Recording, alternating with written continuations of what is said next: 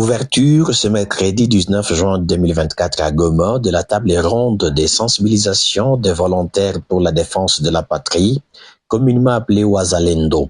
Pendant 2 jours, les différents responsables des jeunes volontaires seront outillés sur les droits humains et les droits internationaux humanitaires. Lancée par le gouverneur de province, cette table ronde est organisée par le collectif des associations féminines pour le développement CAFED, en collaboration avec le Centre Femmes engagées pour la paix en Afrique, dans le but de prévenir les violations des droits humains. En tant que femmes, nous nous sommes dit, ces volontaires qui se sont donnés pour défendre la patrie, nous devons les conscientiser sur le droit humanitaire international, mais aussi sur la prévention contre les violences faites aux femmes en période de guerre.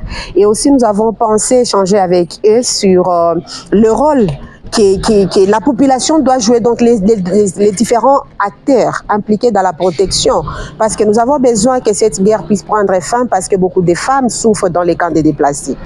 Lors de son adresse aux jeunes volontaires, le gouverneur Peter Chirimani a insisté sur les comportements appropriés à un supplétif de l'armée nationale.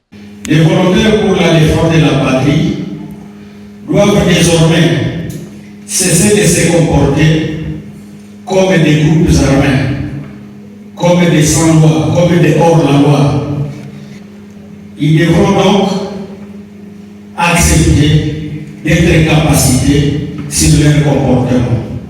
Cette table ronde est saluée par la concertation des collectifs et des associations féminines de Grand Lac, Coca Femgel. Madame Joséphine Malimukono pense que cette table ronde va recadrer le travail des volontaires. Nous avons apprécié cette activité puisque ça va recadrer les jeunes volontaires à assumer leur travail avec connaissance, tout à s'approprier à la loi que le président de la RDC a lancée à faveur de ces volontaires. Le Centre Femmes engagées pour la paix en Afrique, de son côté, veut voir ces jeunes patriotes servir le pays dans le respect des règles.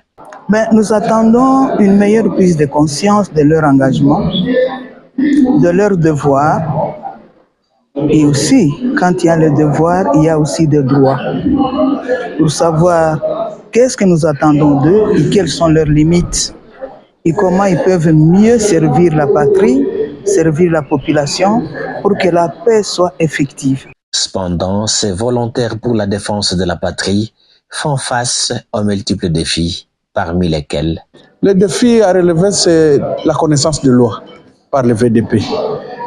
Ils sont venus, ils ont répondu à l'appel constitutionnel du chef de l'État, mais ils s'observent un défi de renforcement des capacités. Alors, capacité technique et capacité idéologique. Ici, comme société civile, avec CAFED, avec FEPA, on est en train de travailler sur la capacité idéologique. Alors, la partie qui doit suivre, c'est la partie technique qui concerne les FARDC, parce qu'ils sont avec eux à tout temps dans les opérations. Somme toute, ces volontaires pour la défense de la patrie constituent un corps de supplétifs de l'armée nationale selon la loi sur la réserve armée en République démocratique du Congo.